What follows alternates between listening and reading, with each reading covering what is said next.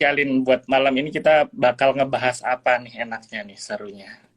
Mulai dari market di US dulu kali ya. Kalau Boleh. kita lihat kayaknya futuresnya meskipun hijau tapi nggak terlalu kencang juga ya. Kayaknya agak rada flat aja nih. Kayak gimana kalau Mas Aji ngelihat market globalnya? Oke, kalau saya sih ngelihat sih memang kondisi market kita kan, maksud saya kondisi market yang ada di Amerika Serikat itu sekarang ini sangat sangat tergantung dari data-data ekonomi yang keluar. Jadi kalau misalkan kita sebagai seorang trader nih dari kemarin, kalau yang ngikutin live kita terima sekuritas itu saya kasih rekomendasi itu lebih enak buat trading jangka pendek. Jangan hold saham-saham big caps karena kenapa?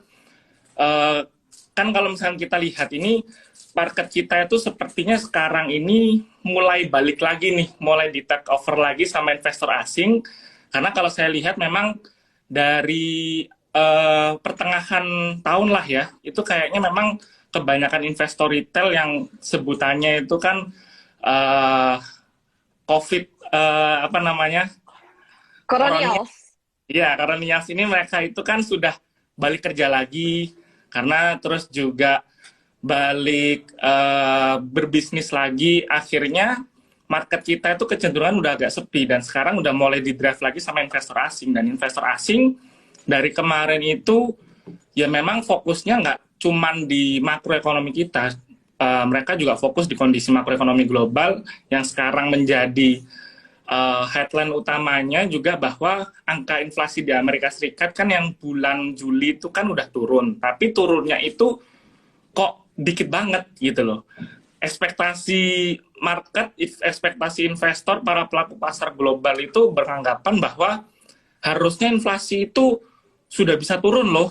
Alasan pertama yang paling jelas itu karena harga minyaknya nih. Harga minyak kalau misalnya kita lihat secara teknikal itu udah downtrend banget, pergerakannya itu udah, ya kita kalau misalkan baru belajar teknikal pun itu udah bisa ngebaca kalau kalau harga minyak itu udah kayaknya untuk bisa balik ke angka 100 itu kayaknya juga agak susah gitu. Tapi ini yang jadi patokan utama kebanyakan investor yang mengharapkan bahwa harusnya uh, inflasi di Amerika Serikat di bulan Juli kemarin tuh udah bisa turun, tapi pada kenyataannya memang turun, tapi itu turunnya itu nanggung, jadi dari 8,5% jadi 8,3%, jadi cuma turun 0,2% aja inflasinya.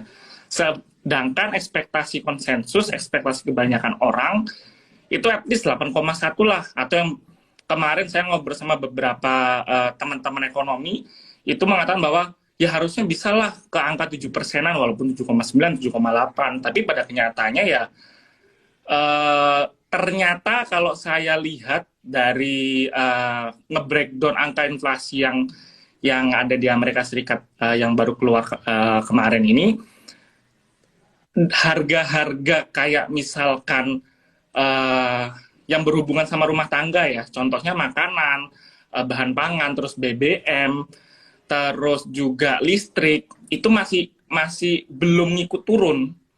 Jadi yang kalau kita lihat itu inflasi secara menyeluruhnya turun memang, tapi core inflation itu masih sama nih, kurang lebih tuh angkanya tuh mirip-mirip. Jadi bedanya inflasi sama core inflasi itu namanya gini, inflasi itu kan kenaikan harga-harga di rata-rata lah, bahasa gampangnya gitu. Nah, core inflasi ini lebih memilah-milah kenaikan harga tanpa kenaikan BBM atau minyak, komoditas minyak, dan juga pangan, di mana dua faktor ini itu merupakan uh, produk yang sangat sensitif. Jadi fluktuasi harganya tinggi. Jadi kalau misalnya kita keluarkan minyak dan juga pangannya, inflasi di Amerika Serikat tuh secara core-nya itu masih cukup tinggi. Nah, ini yang jadi apa ya? Jadi kurang greget lah ibaratnya bagi para investor global melihat kondisi data inflasinya, yang akhirnya juga kalau teman-teman perhatikan Dow Jones-nya juga nggak begitu atraktif, market di Eropa juga kayaknya masih marketnya nggak bagus nih. Tadi pagi juga saya melihat market regional juga semuanya merah semua, ISG juga sama, kayak gitu sih mungkin. Iya, betul. Kita semuanya merah ya, meskipun kayak di awal opening emang agak mengejutkan sih koreksinya, tapi setelah itu mungkin market udah bisa mencerna apa yang terjadi sehingga pelemahannya itu menipis. Oke, kalau Bang Aji ini terkenal biasanya kita pada konsul saham kayak gitu ya, dan akan diulas secara teknikal. Malam hari ini apakah kita juga bisa tampilkan layarnya nih? Bisa, kalau saya sih udah prepare, karena kalau saya live itu selalu pakai nah ini, karena daripada ngeliatin Nah, bosen pasti orang-orang. betul, sekalian kita belajar teknikal ya. Baik, kita akan bahas dengan saham yang kayaknya menyita seantero bumi ya. Bumi, Kak. Bumi, kalau misalkan kita lihat pergerakan bumi itu dari hari ini tuh orang-orang pada banyak yang tanya nih, bumi apakah udah break dari uptrendnya atau belum? Karena kalau misalkan saya lihat, memang orang itu dari kemarin itu ketika bumi sempat di atas angka 200 ya, itu udah mulai spekulasi, udah mulai beranggapan bahwa wah ini udah terlalu premium nih. Karena kalau misalnya kita lihat 2 bulan, 3 bulan terakhir itu ya harganya kan masih di bawah 100, sedangkan sekarang udah kemarin sudah sempat menyentuh angka 200, apakah sudah dianggap premium? Nah, orang-orang di sini tuh sekarang mulai banyak cari-cari cerita nih. Kalau misalkan Hmm. teman-teman suka ngobrol, apa namanya, suka ikut ke dalam grup-grup WhatsApp, itu pasti story-nya bumi itu gimana sih? Jadi orang tuh pada spekulasi harga bumi secara valuasi murah, utangnya bisa turun dan lain sebagainya. Nah, kalau misalkan kita ngomong secara teknikal, kan apa namanya, ngelihatnya itu secara harganya itu udah reflect nih bagaimana kondisi kondisi sahamnya itu gimana. Dan kalau bumi sendiri memang dia itu sekarang ini saya bilang bisa cukup rawan, agak cukup rawan dalam artian memang secara jangka menengah ya, dari bulan awal Agustus sampai sekarang itu masih bergerak uptrend, tapi sekarang udah mulai deket-deket angka EMA 20-nya nih, yang grafik warna hijau di sini kan kelihatan ya. Jadi kalau teman-teman misalkan udah terlanjur beli, let's say di 220, 210 gitu, sekarang apakah waktunya cut loss? Menurut saya nggak usah dulu, nggak apa-apa. Kita ngelihat angka MA20-nya ini, yang garis warna hijau ini, kita jadikan sebagai acuan support kuatnya. Karena kalau misalkan kita ngelihat secara historis, MA20 ini si harganya bumi ini nggak pernah mendekati MA20. Jadi ketika dia mau dekat pasti rebound naik. Di sini rebound naik. Nah sekarang ini momennya nih, apakah dia bakal rebound naik apa enggak? Karena kalau misalnya kita lihat 2 hari terakhir dia rebound, tapi ternyata hari ini turunnya cukup dalam, minus hampir 4%, karena orang-orang ya takut lah sama kondisi makroekonomi globalnya, lebih baik taking profit. Tapi kalau misalkan saya lihat murni teknikalnya, harusnya dia masih bisa bergerak naik gitu. Oke, untuk bumi perhatiin MA20 ya menurut Kak Aji, karena selama ini secara historis dia tunduk pada MA20-nya. Oke. Baik, kita akan bahas saham bumi udah WIRG, Kak. Mungkin kemarin-kemarin ada yang sempat berharap ya, karena WIRG dibarengi dengan sentimen atau berita menandatangani sebuah perjanjian kerjasama dengan Salim Group, sempat ada sedikit lah Kak menonjol tuh Kak candle yang itu, dikirain kan break dari sideways tuh. Ternyata 2 hari belakangan ini koreksi, malah ada gap down tuh Kak. Iya, betul-betul. Work ini kalau kita lihat memang PHP sih. Kalau saya ngelihat 2 hari lah, di tanggal 12 ini candlenya ini jelek banget. Karena dia openingnya itu gede. Opening di harga 600, tapi tutupannya itu malah di harga 555. Jadi orang itu ekspektasi, ini yang kalau misalkan teman-teman belajar teknikal itu namanya sell on news nih, yang ini nih. Karena opening harga langsung dongkrak naik, tapi orang malah manfaatin buat jualan. Karena WIRK ini gimana ya, saham teknologi ini memang jangka panjangnya itu masih belum pasti, banyak uncertainty. Apalagi di kondisi market seperti sekarang, di mana banyak negara meningkatkan suku bunga, pasti orang lebih lebih tertarik untuk nggak masuk dulu untuk ke saham-saham teknologi ini. Dan WIRK itu juga sama nih kasusnya. Apalagi WIRK saham small mid caps. Jadi ketika kemarin ada berita keluar, beritanya bagus, dimanfaatin buat sell on news, sekarang balik lagi ke area-area support. Nah, kalau Wirik ini saya sukanya kalau misalkan dia sudah bergerak naik dengan volumenya itu udah cukup tinggi nih. Kalau misalkan saya coba lihat di awal-awal, nah ketika dia baru-baru IPO itu kan ketika dia turun, ini kan waktu harga IPO sempat naik tertinggi, karena habis IPO kan turun nih. Nah di sini tuh bagus nih, volumenya ke create, tapi habis itu kayaknya orang-orang tuh cuman yang masuk di sini tuh kayaknya yang masih berharap bahwa harga IPO itu bisa lompat lagi. Tapi pada kenyataannya dari bulan Mei sampai sekarang itu belum ada pembalikan arah nih. Jadi menurut saya pribadi untuk trading di saham Wirik ini masih nggak enak sih. Kebanyakan orang-orang yang masuk ke saham teknologi ini, kayak misalkan let's say contohnya Goto, Bukalapak, itu buat trading itu agak susah. Jadi lebih baik buat investasi kalau misalkan percaya dengan story fundamental yang bagus gitu sih. Oke, kurang enak buat trading intinya seperti itu ya. Baik, Kak, ini juga yang banyak pertanyaan dari teman-teman. Saya ambilin saham yang banyak dibahas, teman-teman ya. Nanti semuanya akan kita bahas. Friend, Kak, banyak yang nyangkut kayaknya. Wah, friend, Senin kemarin saya pada banyak yang curhat nih. Saya bilang, friend kalau masuk di dekat-dekat angka 80, dan kebetulan kemarin hari ini udah menyentuh angka 80-an ya, di range harga tadi opening 84, terus closing 85. Nah ini buat teman-teman udah bisa mulai masuk. Beda sama hari Senin kemarin pada curhat, wah friend jebol nih, pada rugi nih. Saya hari Senin itu kasih rekomendasi kalau misalkan belinya di 93, kalau misalkan punya uang average down di range harga 80 sampai 85. Tapi kalau misalkan nggak punya uang, jadi cut loss dulu, baru masuk lagi di 80 sampai 85. Benar, ketika saya lihat hari ini, tadi kan terendah itu friend di 82. Dan sekarang tutupan 8. Mungkin menurut saya kalau ditanya apakah dia bakal rebound cepat, saya sih bilang enggak. Kenapa saya bilang enggak? Karena kalau misalkan teman-teman lihat di sini, secara volume belinya itu nggak banyak. Jadi orang ini kayaknya hari ini tuh pada average down nih. Yang beli tuh pada average down dulu dengan asumsi kayaknya dia bakal lagging dulu deh di range harga 80 sampai 85 nih, dia bakal bergerak sideways dulu. Jadi buat teman-teman kalau misalkan mau coba average down atau mau lagi coba koleksi dikit-dikit ke friend ini bisa. Tapi untuk bisa tiba-tiba dia balik sampai ke 90, saya sih nggak merasa itu bakal terjadi dalam waktu yang dekat sih. Mungkin let's say sampai akhir bulan September atau Oktober, kurang lebih 2 minggu lagi baru dia bisa gap up naik lagi ke range harga 90-an kayak gitu. Oke, kemungkinan besar kalaupun reversal nggak V ya Kak bentuknya, tapi ranging dulu ya, bergerak sideways ya. Betul.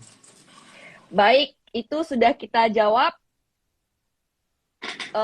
Kita jawab saham yang kalau disuspend. Ini nanya Kars gimana dong? Disuspend teman-teman. Ada yang nanya. Kars kan baru satu hari suspennya karena memang harganya mentok terus. Tapi kalau menurut saya sih, karena ini suspendnya baru 1 hari, kemungkinan besok itu dibuka lagi. Nah ini kalau misalkan teman-teman udah mulai agak ragu, boleh mulai sedikit kurangin. Tapi kalau misalkan baru mau masuk gimana? Kalau saya sih bilang, ya ini saham banyak story-nya sih yang orang-orang itu jadi agak bias ya. Memang dia itu sudah mulai bisa merestrukturisasi hutangnya, gampangnya gitu. Tapi apakah dia langsung performanya akan bagus? Ibaratnya apakah bisa langsung balik tangan nih, jadi langsung cuan, langsung profit secara perusahaan? Ya mungkin bisa, tapi karena banyak yang masuk, terus juga banyak noise ya, dalam tanda kutip banyak berita-berita, orang-orang pada spekulasi, akhirnya ya keputusan dari OJK lebih baik dimasukin UMA, dan ternyata benar setelah UMA juga kayaknya masih bergeraknya naiknya nggak masuk akal, ya udah disuspend dulu. Ngelihat nih suspendnya mungkin 1 hari 2 hari, abis itu buka suspend, kalau ternyata masih naik lagi, suspendnya bisa lebih lama gitu. Jadi ya mungkin kalau misalkan teman-teman udah punya, daripada nggak bisa jualan, mending ketika besok buka UMA harusnya taking profit aja. Kita masuk ya mungkin tadi Bumi itu lebih menarik, atau misalkan friend kalau misalkan mau coba average down agak lama lebih oke gitu. Karena car sih ya menurut saya kalau misalkan kita ketinggalan momen gara-gara nyangkut di cars gara-gara dia lagi disuspend agak sayang juga kayak gitu. Iya, untuk saham-saham begini kadang-kadang kita bingung entry-nya di mana ya, karena ngegas terus gitu dan ternyata disuspend abis itu. Baik, kita mau bahas saham yang teman-teman banyak tanyain, BP nih. Mungkin banyak yang ngarep BP kan, dengar-dengar berita apa BP, tapi BP ini gimana nih Kak? Saya kemarin itu udah sempat bilang ya di live saya itu nggak begitu suka sama BP. Kenapa? Karena geraknya itu sideways dari awal bulan Agustus tuh sideways dan sidewaysnya tuh nggak balik naik tapi malah balik turun. Dan kalau teman-teman lihat nih dari kurun bulan Agustus sampai sekarang September lebih banyak volume merahnya nih dari volume hijaunya. Jadi bisa dikatakan orang yang jualan di range dari bulan Agustus sampai September ini yang pada jualan 1 bulan terakhir ini adalah orang-orang yang beli di sini kemarin. Beli dari bulan Juli nih, ketika dia naik mereka hold, terus ketika dia udah jebret keluar, ini orang pada jualan nih. Mereka yang dijual di sini untung, tapi banyak yang ngarep bakal bisa rebound balik. Tapi pada kenyataannya harganya nggak dimakan lagi sama orang. Akhirnya banyak yang dalam tanda kutip nyangkut, akhirnya pada keluar pelan-pelan. Jadi selama 1 bulan, bulan Agustus ini untuk BP merupakan bulannya orang-orang cicil jual nih, pada jualan pelan-pelan. Dan setelah orang jualan pelan-pelan ternyata bukannya malah dikatrol naik, tapi yang jualan makin banyak. Kan kalau misalkan kita lihat memang saham BP ini ya bisa dikatakan saham retailers ya, karena banyak investor retail yang pegang, dan kecenderungan investor retail itu suka panik. Begitu satu pada jualan, udah bilang nggak ada story lagi, ngajak temennya buat jualan. Gitu aja terus. Dan sekarang masuk ke bulan September, bukannya dia bouncing naik, malah semakin turun. Jadi average-nya itu makin lama makin ke bawah nih. Nah ini ditakutkan sekarang kan udah di harga tutupan kan hari ini 173. Kita ada support itu 168. Kalau misalkan 168-nya ketembus, turunnya itu bisa cukup dalam loh teman-teman. Mungkin let's say bisa sampai ke angka 140, di bawah 150 dari harga sekarang. Itu kan ya kurang lebih hampir 15%, 10%, ya lumayan juga gitu. Oke, makasih Kak. Berarti ini perhatiin levelnya tadi kata Kak Aji ya, 168 teman-teman. Kalau close dan stay di bawah itu hati-hati. Baik, kita akan cari yang big caps ya. Dari tadi kita small caps terus. Ada yang nanya BBRI Kak. Woi, Bang BRI. Kalau saya pribadi sih dari semua perbankan memang paling suka BCA. Tapi kalau misalkan saya ngelihat dari laporan keuangan kemarin yang di bulan ke-7, dari semua bank BRI itu bottom line-nya, earnings-nya bagus. Cuman dia distribusi pinjamannya itu nggak sebagus sama Bank Mandiri sama Bank BCA. Jadi ya dia oke. Jadi kalau misalnya dibilang dia so-so lah. Di kondisi market seperti sekarang, saya sih agak nggak suka ya. Karena tadi balik lagi di awal kan saya mention ISG sudah ada di angka yang cukup premium dan kebanyakan investor sekarang pegangnya itu, investor asing ya, pegangnya itu saham-saham perbankan. Begitu nanti let's say demonya makin parah. Atau angka inflasi Indonesia di bulan Juli atau di bulan Agustus nanti angkanya jelek banget, dan potensi BI meningkatkan suku bunga lebih agresif, pasti bank-bank besar kayak BRI, BNI, BCA Mandiri bakal bakal dibuang. Dan kalau misalkan saya bilang secara teknikalnya gimana, apakah bagus? Mungkin secara teknikal dia cukup oke. Dia berpotensi ngebentuk continuation bullish. Jadi kalau saya gambar sedikit, nah gambarnya itu kan kayak gini nih. Dia potensi dia ini saya bilang berpotensi ya, karena dari kemarin tuh banyak yang nyalain saya nih, belum kebentuk udah bilang udah pada masuk, karena saya bilang itu berpotensi loh, belum beneran kejadian. Jadi kalau misalkan mau buy on breakout itu enaknya beli ketika dia udah ada di angka 4670. Sekarang kan dia tutupan di 4580.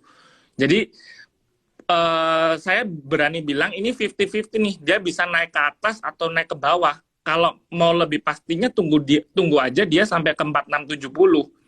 Tapi kalau misalkan balik lagi, kalau misalkan saya buat investasi ya nggak ada salahnya. Tapi kalau misalkan buat trading, lebih baik tunggu breaknya aja gitu. Oke, makasih. Kadang-kadang kalau kasih ulasan gini ya Kak, kalau misalnya belum kebentuk, mereka nyalahin kita kalau misalnya ternyata patternnya belum valid kayak gitu. Kadang-kadang kan belum tentu sabar juga teman-teman nunggu sampai valid. Tapi kalau udah patternnya valid, mereka bilang ya udah terlanjur kebentuk gitu, udah ketinggalan kayak gitu ya Kak. Iya, kalau saya sih lebih baik terlambat dari buru-buru sih, karena kalau buru-buru chance-nya itu jadi 50-50, tapi kalau terlambat itu kan jadi 1:2. Lebih enak saya agak terlambat sedikit, yang penting rasio keuntungannya bisa lebih didapatkan, lebih gede dibandingkan rasio kerugiannya daripada saya 50-50 antara untung sama ruginya kayak gitu. Betul, lebih baik menunggu sampai valid. Biasanya masih ada kesempatan entry nggak sih Kak kalau misalnya habis breakout gitu? Dan gimana kalau tips buat teman-teman untuk entry saham yang udah breakout, apa nunggu koreksi dulu atau kayak gimana Kak? Oke, kalau misalkan ini saya agak ngeguruin dikit nggak apa-apa ya. Ini saya coba Gak sharing-sharing apa-apa. aja. Kalau misalkan pattern-pattern kayak gini itu probabilitas kejadiannya itu jarang banget yang lebih dari 50%. Jadi nggak suka kejadian. Yang memiliki probabilitas di atas 60% itu adalah pattern inverse head and shoulders nih. Jadi kalau gambarnya head and shoulders tapi kebalik. Nah, itu hampir 70% atau ya 70%-an lah kita bulatkan, itu bisa berpotensi berbalik arah. Kalau continuation pattern itu probabilitasnya itu 40-50%. Jadi kemungkinannya untuk dia bisa beneran sampai ke angka 5.000, ini kan kita gambarnya targetnya 5.000 ya, yaitu 50% kalau misalkan nanti dia nembus angka 4670. Dan yang perlu digarisbawahi, kita harus melihat juga nih, let's say misalkan dia beneran naik nih, Bank BRI misalkan 2-3 hari lagi dia bisa nembus angka 4670.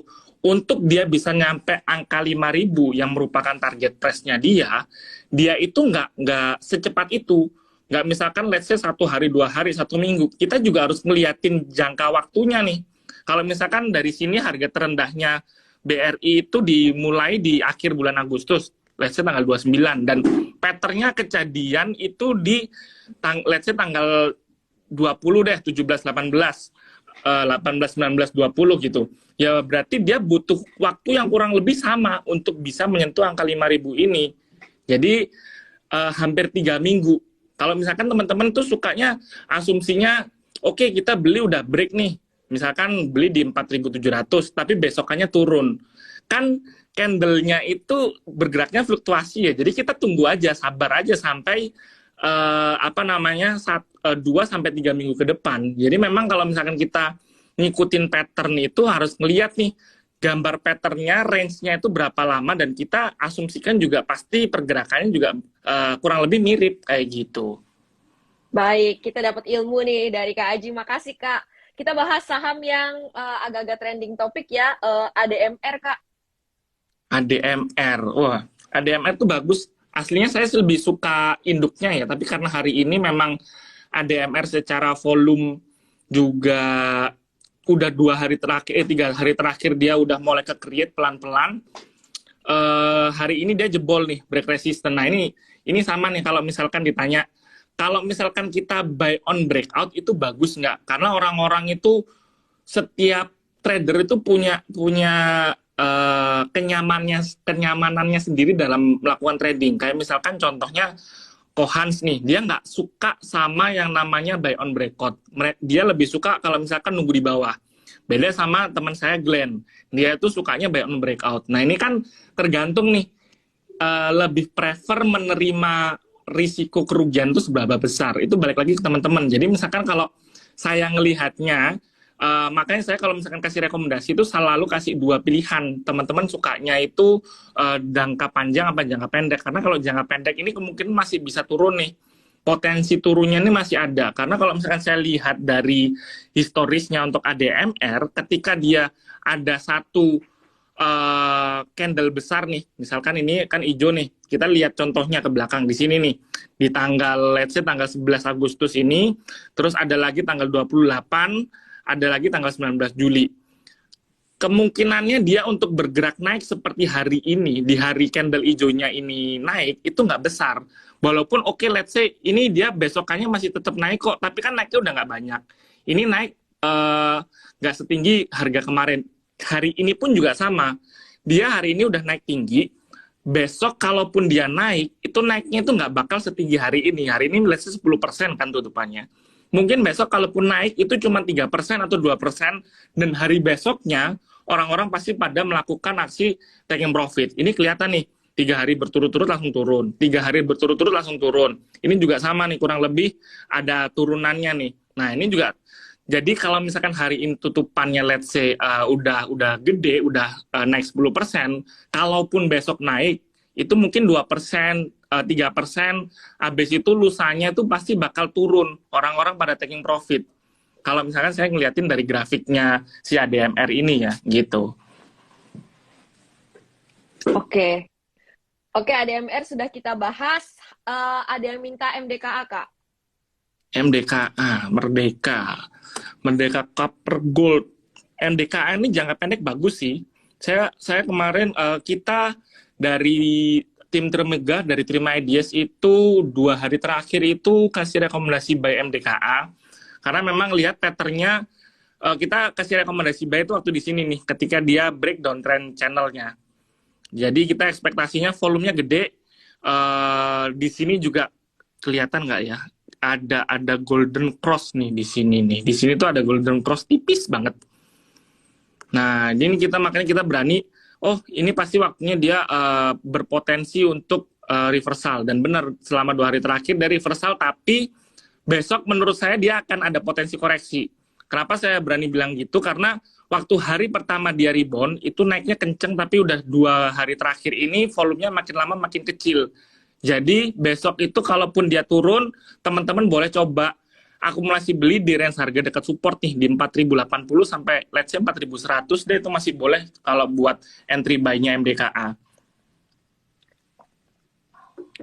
Oke, makasih Kak Aji. Meskipun tadi koneksinya agak sedikit-sedikit kurang lancar ya.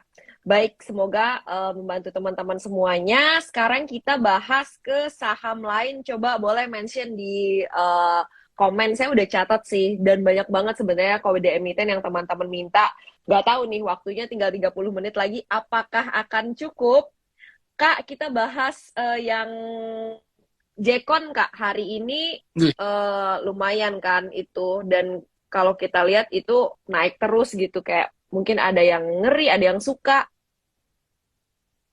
Oke, Jekon ini kan kalau misalkan saya boleh coba cerita sedikit dari fundamentalnya, dia itu merupakan salah satu perusahaan yang dapat proyek IKN. Jadi kan kemarin kita taunya itu PTPP sama Adikarya yang dapat proyek besar. Tapi ternyata ada satu nih perusahaan infrastruktur kecil yang dapat proyek juga. Orang-orang tuh pada kaget. Bukannya Waskita, bukannya Wijaya Karya, tapi malah si Jekon ini. Karena memang kalau misalkan ya kita ngomongin sedikit konstruksi kan, infrastruktur ini as long as cash flow-nya positif, itu dia chance-nya dia untuk dapat proyek, terutama proyek BUMN itu lebih gampang. Dan Jekon ini ternyata ikutan tender dan menang. Nah, kalau ditanya teknikalnya gimana, apakah masih ada potensial upside, saya sih bilang harusnya ya, ini secara teknikal ini harusnya udah di harga premium nih, karena dia ketika naik di sini, terus ada ranging di sini, itu kan berarti kebentuk continuation bullish penan ya. Saya agak gedein dikit nih biar jelas. Nah, di sini kan ada penannya nih, kayak gambar bendera. Dan ini targetnya itu di sini, bentar. Nah, targetnya itu di 204. Harusnya kemarin itu udah harga premium, dan ini udah mulai agak aneh nih. Pattern candle-nya si Jekon ini. Teman-teman bisa lihat mungkin satu hari ini banyak shadow-nya nih. Jadi dia sempat harga tertinggi itu di 236 dan harga terendahnya di 222. Jadi dia sempat buka buka apa namanya? Buka harga tuh tinggi banget nih. Habis itu tutupannya agak mengkerucut. Jadi orang-orang tuh udah mulai berspekulasi ini kayaknya buat trading doang. Jadi kalau misalnya udah kayak gini, buat yang misalkan scalper nih atau hobi trading harian, let's say satu hari mereka bisa tektokan, Jekon tuh masih nggak apa-apa buat masuk untuk batas supportnya tuh di 204. Tapi kalau misalkan ngikutin flow, misalkan kayak misalkan let's say contohnya Bumi kemarin, menurut saya ini udah harganya udah cukup premium. Jadi teman-teman lebih baik dihindari aja dulu. Tapi balik lagi kalau ternyata teman-teman adalah tipikalnya trader harian, mau copet-copet let's say 2%, 3% dapat cuan satu hari, Jekon harusnya besok masih bisa sih karena dia udah mulai volumenya udah mulai ke create, orang-orang sudah mulai trading, harganya juga fluktuasi dalam satu hari itu udah cukup tinggi naik turun nih kayak gitu. Oke.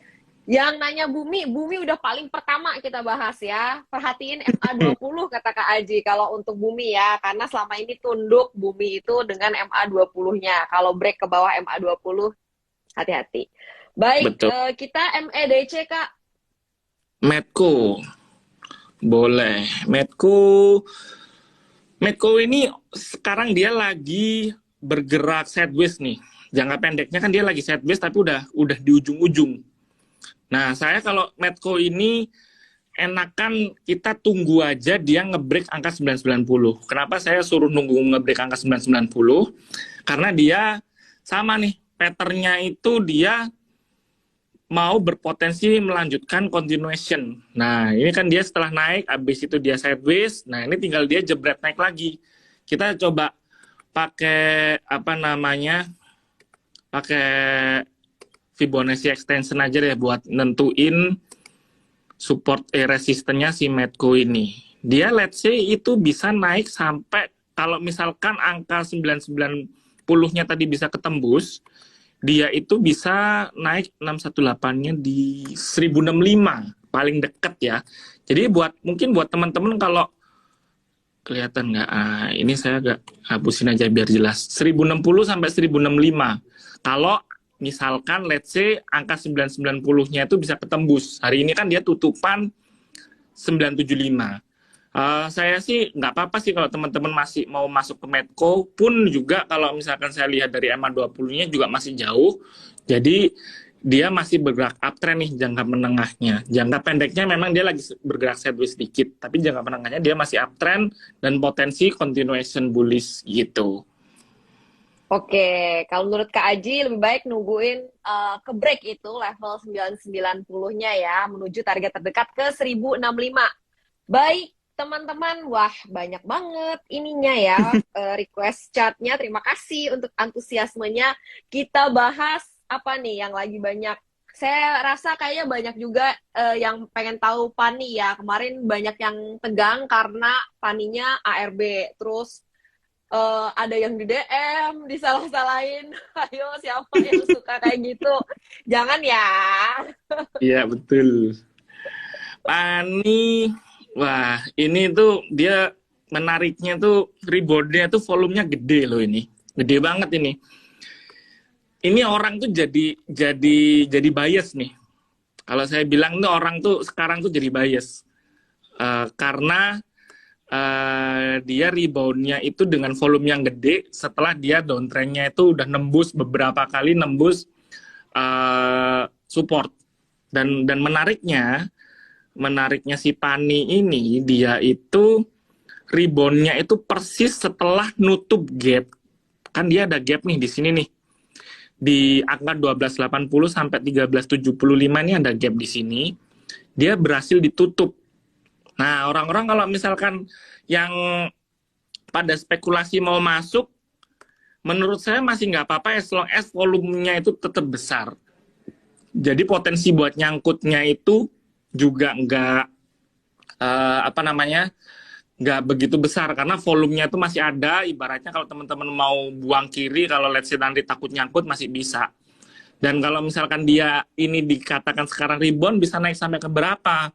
mungkin bakal balik lagi sampai ke angka 1950. Tapi kita lihat dulu ya, secara historis ini Pani ini dia jarang-jarang banget untuk dia bisa naik beberapa kali dalam satu harga. Jadi kayak misalkan contohnya ini nih, dia kan habis naik, habis itu nggak kemana-mana. Ini naik nggak kemana-mana. Ya ini juga nih, naik tapi habis itu stabil. Kemungkinan dia bakal ranging dulu. Saya sih, wah kayaknya Cialinnya lagi itu ya. Sinyalnya Cialin lagi error nih. Saya coba tunggu. Iya, koneksi Trimeganya lancar, Cialinnya hilang gambarnya. Kita sembari menunggu Cialin, saya ngebahas Pani deh, belum kelar nih tadi. Ya kalau misalkan teman-teman mau masuk ke Pani, masuk sekarang nggak apa-apa. Sebentar. Cialinnya agak nge-lag, bukan nge-lag lagi, udah hilang teman-teman. Ciali kena RB, iya nih. Wah gimana nih? Pani kok Agustus di 1000 terus jadi 900 rupiah karena dia itu stock split teman-teman. Cialin yang sabar ya. Izin join lagi. Boleh Cialin. Mana nih? Nah, accept. Sebentar.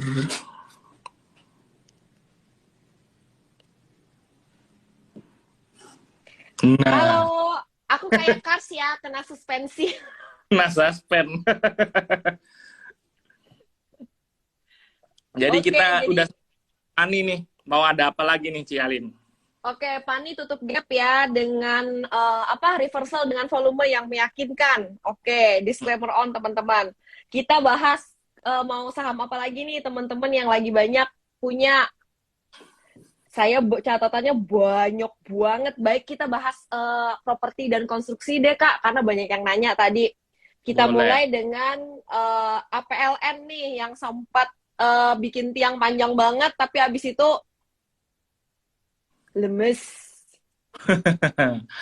Ya, PLN ini memang kan dia itu baru dibeli, jadi orang-orang ini benar nih, saya persis banget di hari Senin kemarin live, saya bilang bahwa ketika ada story jangka pendek kayak misalkan aksi akuisisi kayak yang kemarin si APLN ini, pasti besokannya orang-orang memanfaatkan buat taking profit. Kalau misalkan ternyata si APLN ini di hari besoknya itu nggak auto reject atas, dan benar. Jadi ketika Senin kemarin saya tuh nggak, makanya Senin kemarin tuh saya nggak mau kasih rekomendasi teman-teman buat masuk karena pasti orang-orang tuh pada sell on news semua. Ini kejadian nih hari ini. Maksud saya kemarin ketika beritanya di hari Senin keluar, di hari Selasanya orang-orang pada jualan. Hari ini agak menarik nih, yang menarik itu di hari ini. Kenapa? Karena kayaknya orang-orang yang kemarin pada jualan itu udah selesai. Tapi yang hari ini masuk itu mereka pada spekulasi lagi nih. Kayaknya masih bisa nih naik, kayaknya masih bisa. Akhirnya dia kebentuk ketika dia opening itu kan openingnya di bawah nih, openingnya jebol di bawah, tapi habis itu ada volume beli dan volume belinya cukup tinggi. Nah, kalau kayak gini, tapi volume belinya itu nggak lebih tinggi dari ketika dia kemarin masuk, tandanya berarti orang-orang yang masuk sekarang, masuk di hari ini, itu adalah orang-orang yang masih berharap bahwa PLN itu bisa naik sampai kayak di hari Senin yang naik auto reject ke atas ya 30% gitu. Apakah, sekarang pertanyaan, apakah besok masih bisa naik? Kalau saya sih, kalaupun dia bisa naik, nggak bakal naik setinggi di hari Senin itu ketika beritanya si APLN dibeli sama perusahaan asing. Jadi saya sih bilang buat trading jangka pendek selama volumenya ada nggak apa-apa. Jangka pendek ini saya bilangnya jangka pendek banget ya, dalam artian 1 hari nih. Kalau bisa jangan sampai nyangkut. Jadi kalau misalnya teman-teman masuk APLN itu harus yang berani cut loss. Karena takutnya orang-orang udah nggak berminat nih. Jadi cuman pemanis doang kemarin beritanya, tapi untuk secara fundamental jangka panjangnya itu kan harus dihitung-hitung lagi secara valuasi, ribet lah. Jadi orang-orang nggak punya waktu buat ngitungin, jadi buat trading aja jangka pendek, akhirnya story-nya udah mulai habis. Jadi kalau misalkan teman-teman masuk, as long as dia masih ada volumenya nggak apa-apa. Tapi kalau tiba-tiba volumenya kayak kemarin nih, sebelum hari Senin belum ada berita itu kan, nah nggak kelihatan sama sekali ini volumenya. Jadi buat temen-temen, kalaupun masuk juga nggak enak. Dan secara teknikal, kalau misalkan ngikutin saya live ngoceh sendiri, pasti tahu nih, saya nggak pernah suka sama saham-saham yang candle-nya kayak gini. Candle-nya tuh nggak kemana-mana. Jadi buat trading nggak bisa, buat di hold juga nggak ada berita menarik. Jadi buat apa kita masuk? Karena sekarang aja kemarin baru ada berita masuk, berita bagus, akhirnya orang-orang pada masuk, akhirnya ada trading. Nah, pertanyaannya sampai kapan? Kalau saya ngelihat dari 2 candle terakhir sih kayaknya beritanya let's say 1 minggu ini bakal selesai, dan minggu depan orang-orang udah nggak merhatiin APLN lagi. Jadi teman-teman jangan sampai ketinggalan ya. Dalam artian let's say tiba-tiba minggu depan live nanyain kondisi APLN gimana, menurut saya udah nggak ada story lagi. Harga sahamnya udah turun lagi, teman-teman baru pada masuk. Jangan kayak gitu, kayak menurut saya. Nah, ini berarti mirip-mirip WIRG ya. Betul. Selama ada berita dimanfaatin buat taking profit, buat yang lama di situ nunggu capek, ada momentum keluar.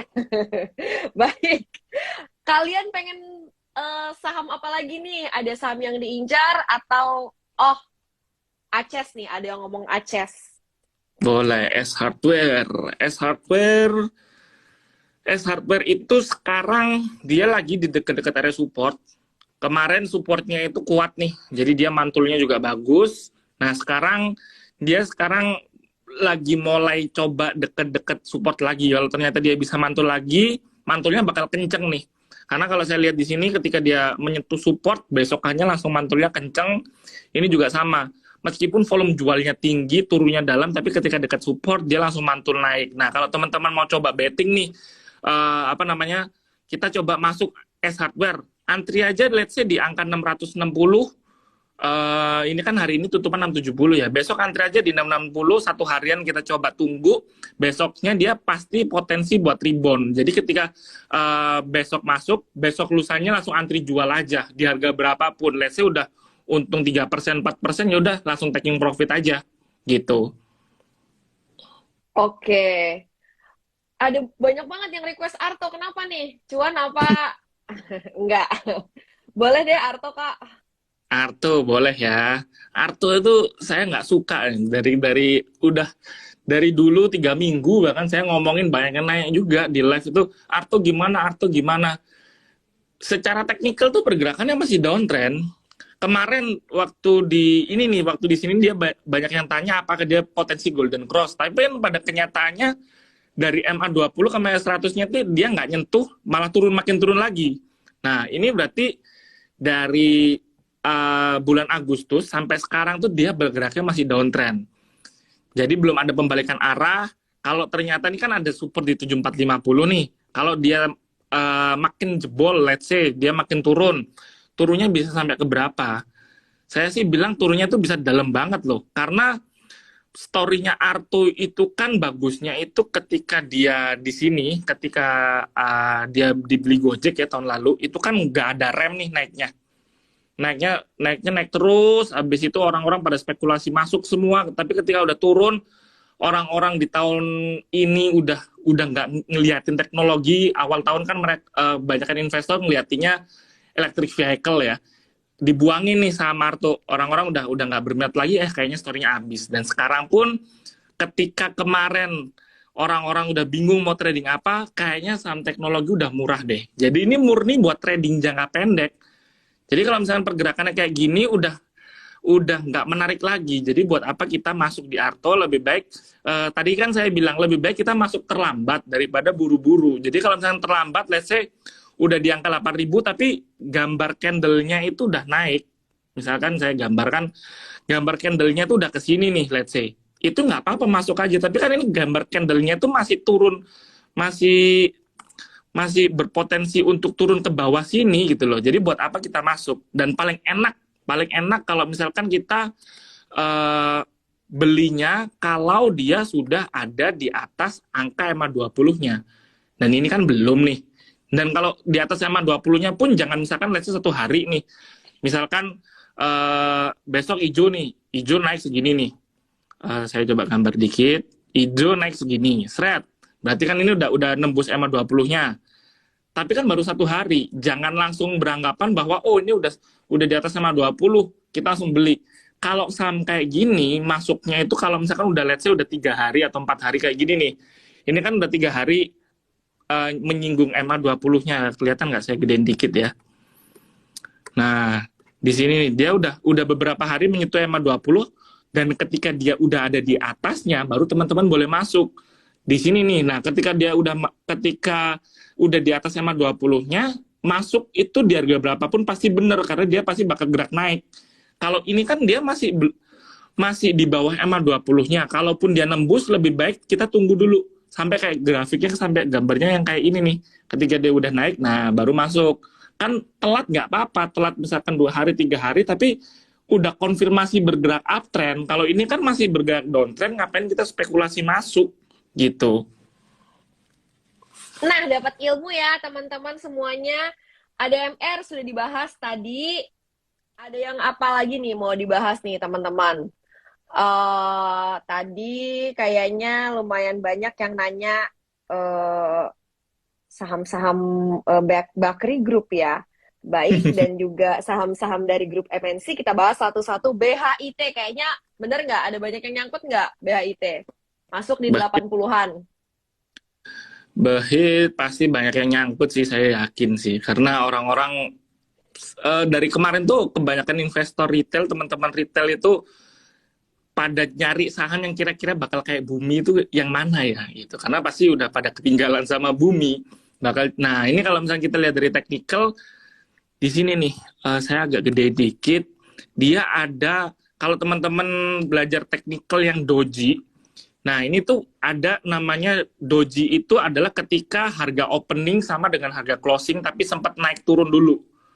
Yang ini nih, di tanggal 8 September itu kan ada gambar kayak cross gini ya, kayak salib gini. Itu tuh potensi pembalikan arah dimanapun. Kalau misalkan dia uptrend, ada pattern ini, ada candle ini, dia pasti turun. Dan begitu pula sebaliknya, kalau misalkan lagi turun, ada candle ini, dia potensi berbalik arah. Ini, dia itu sekarang udah berbalik arah, jadi dia bakal turun. Kalau misalkan mau nampung, atau misalkan tadi dibilang udah nyangkut di atas angka 80, lebih baik sih nampung aja. Tapi nampungnya di mana? Apakah di 74?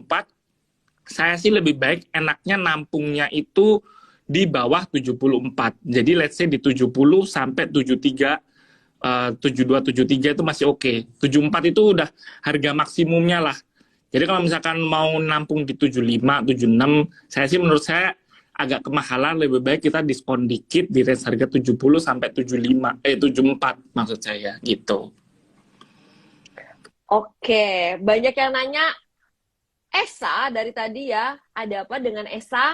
Kayaknya kemarin saya lihat Mas Aji IG Live juga ditanya soal ESA. ESA saya suka. ESA itu pelan tapi pasti nih. Yang dinamakan saham pelan tapi pasti naik itu ESA. Kenapa? Karena dia itu dari akhir bulan Juli dia ini kan ngebentuk low. Dia ngebentuk higher low. Ketika dia turun di sini ngebentuk higher low lagi, di sini ngebentuk higher low lagi. Sini sekarang nih potensi ngebentuk higher low. Dan menariknya bedanya ESA sama tadi Bumi ya. Ketika Bumi itu kan dia nggak pernah mau ngedeketin EMA 20-nya untuk dia rebound. Sedangkan ESA kebalik. ESA ini harus nyentuh MA 20-nya dulu baru dia bisa berpotensi rebound. Atau bahkan harus di bawahnya MA 20-nya dulu. Jadi teman-teman kalau misalkan mau coba tradingin saham, mungkin dengan indikator yang sama, tapi penggunaannya itu bisa berbeda tergantung dari karakteristik tiap sahamnya tadi. Kalau tadi Bumi kan sebelum mendekati EMA 20 dia udah rebound. Tapi kalau ESA ini dia harus di bawahnya dulu EMA 20 baru rebound. Ini juga sama di bawah EMA 20 baru rebound. Dan ini sekarang lagi di garis EMA 20 nih. Nah kalau mau masuk mending di angka ini aja 1120, 1115 di bawahnya EMA 20 dia baru bisa berpotensi untuk rebound gitu. Dan kalau misalkan di hold untuk jangka panjang pun karena dia jangka menengahnya dari bulan Agustus dia masih bergerak uptrend, nggak apa-apa, masuk aja. Walaupun uptrendnya pelan banget ya. Ini mungkin orang-orang nggak bakal berasa sih kalau misalkan ngeholdnya nggak sabaran kayak gitu. Nah, harus sabar ya. Katanya pelan-pelan tapi uptrend itu. Harum, kenapa banyak yang nanya Harum? Mari kita bahas. Harum, ya harum karena kok minyak apa namanya batu bara memang lagi naik, dan Harum itu juga salah satu saham batu bara yang saya suka selain Adaro ya. Karena Adaro ya memang Adaro udah terlampau tinggi. Harum ini berpotensi untuk masih bergerak naik. Dan kalau misalkan teman-teman lihat 2 hari terakhir volume belinya juga tinggi nih.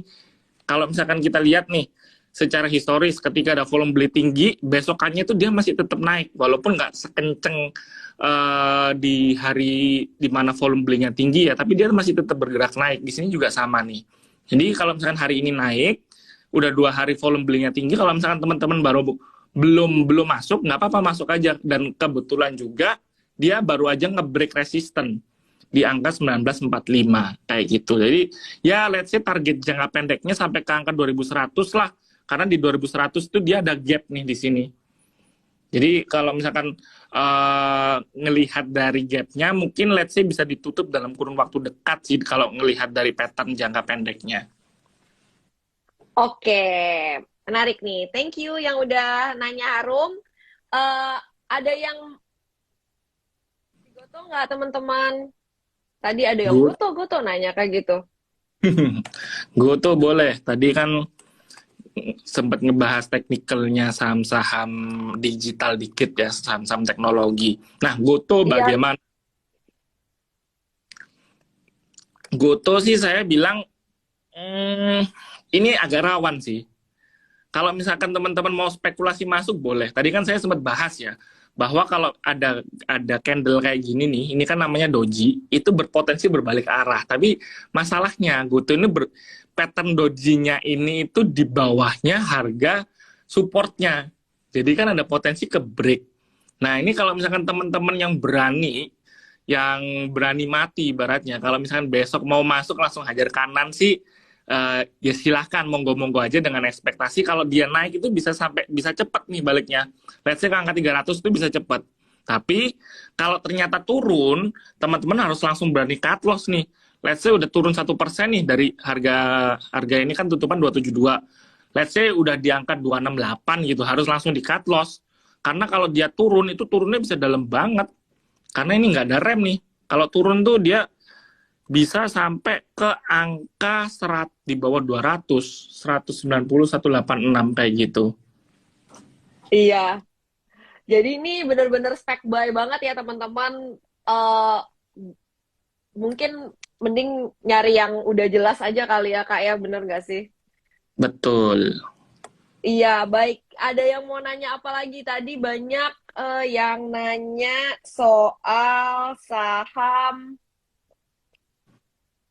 apa tadi? Banyak banget nih, masih belum selesai dibahas ya teman-teman nih, masih banyak banget nih. Antam apakah juga mirip dengan Harum? Boleh Kak? Antam sama BRMS Kak, tadi banyak yang nanya. Antam kita ada rekomendasi buy karena memang dia jangka pendek baru keluar dari area support nih. Jadi ini jangka pendeknya itu kan dia ada di area set base, dan dia ketika kemarin nge-break itu ternyata solid nih, konfirmasi dia bergerak uptrend, jadi bukan false breakout. Teman-teman kalau misalnya mau masuk nggak apa-apa, karena juga dia udah ada di atas angka EMA 20-nya. Kita misalkan let's say beli hari ini tutupan 2120, besok antri beli 2100 deh kalau misalkan takut. Dan kita ada target jualnya itu di 2280, itu untuk Antam. Tadi satu lagi apa, Cialin? BRMS, banyak banget yang nanyain BRMS. BRMS, boleh nih. BRMS, wah, ini BRMS ini agak hati-hati nih, karena dari kemarin itu turunnya itu nggak pakai rem, meskipun volumenya kecil, tapi turunnya tuh dalam. Artinya apa? Nih, kalau misalnya kita lihat dari sisi volumenya itu kan kecil nih, tapi turunnya kok bisa dalam-dalam gini, itu berarti orang nggak ada yang nampung. Jadi misalkan dengan uang 50 juta itu kita buang ke kiri, itu harganya bisa langsung turun 2%, 3% gitu. Jadi orang itu masih berasumsi bahwa kayaknya masih ada harga yang lebih murah deh kalau daripada misalnya kita nampung di harga 240, 230. Nah, ini 220 bisa dikatakan harga yang kuat, harga yang logis lah. Karena ini support kuatnya ya, dia udah dari bulan apa namanya? Udah dari bulan Juli dia nggak pernah nembus angka 220. Kalaupun nembus dia langsung rebound. Nah, ini kan hari ini tutupan di 222. Nah, kalau teman-teman mau masuk di 220, menurut saya masih boleh sih, gitu. Oke, kita tinggal 3 menit lagi. Coba kalian mau saham apa nih buat penutup? Kalau nggak Cialin aja nih, Cialin lagi pegang apa nih? Kita coba bedah. Aku lagi pegang. Buset lupa ya. Oh, aku pegang IATA. Oh iya, ta. Iya, ta. Iya, tahu. Iya, bagus dong. Lagi naik. Bagus nih, IATA patternnya juga juga oke karena dia baru aja keluar area service jangka panjangnya ya. Ini IATA itu setelah dia di semester 1 kemarin kayaknya gak ada rem, langsung sideways, habis itu dia naik. Menurut saya karena sideways-nya udah lama dan turunnya pun juga kayak nggak ada rem gini, dia kalaupun naiknya nggak bakal secepat ini. Tapi dia pelan tapi pasti sih kalau saya bilang IATA ini. Dan kalau teman-teman belum masuk pun juga nggak apa-apa karena dia udah konfirmasi udah ada di atas area sideways-nya. Jadi mungkin ditetapkan batas stop loss-nya kalau misalkan turun di bawah 170 lebih baik stop loss dulu. Kita buyback lagi di 133 karena memang ini kan lagi deket-deket area supportnya ya 170, jadi ya nggak ada salahnya buat kita nyiapin cushion lah atau bantalan biar nggak rugi-rugi banget gitu. Oke, wah makasih banget Kak Aji, teman-teman semuanya. Ada lebih dari 2 lusin emiten kali belum sempat kita bahas. Kayaknya memang waktunya terbatas ya, cuma 1 jam nih kita IG Live-nya ya Kak Aji. Makasih Iya, banyak untuk ulasannya. Jadi tadi kita sekalian belajar juga soal teknikal ya, soal volume, gimana ngebaca candle, pattern juga. Nanti buat pelajaran kita ke depannya kita bisa pelan-pelan belajar analisa dan mudah-mudahan kita bisa jadi semakin confident kayak gitu ya Kak Aji seiring dengan sering ngeliatin live dari Kak Aji. Mungkin ada closing statement dari Kak Aji nih. oke, mungkin dikit aja ya. Waduh, ini langsung mati nih.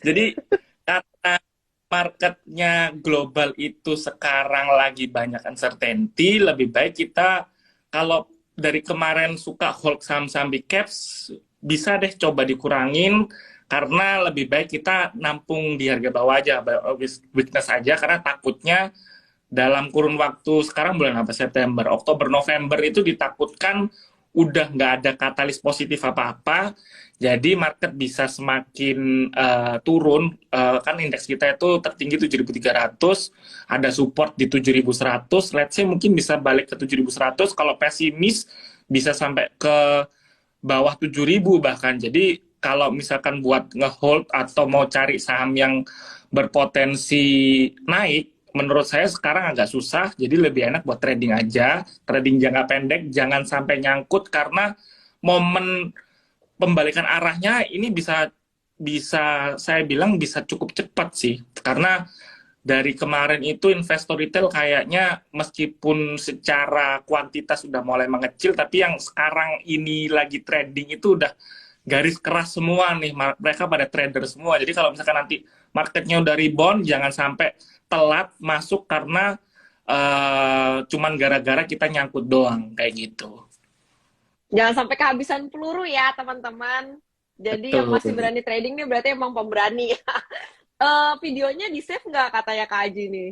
Ya, di save. Kalau kita pasti di save kok. Mungkin besok udah bisa, besok paling telat besok siang itu pasti kita udah di-upload lagi ke apa namanya IG-nya Trimegah. Oke, iya biasa kalau Trimegah nanti diedit dulu, baru abis itu diupload ulang. Jadi nanti nontonnya di akunnya Trimegah ya. Makasih.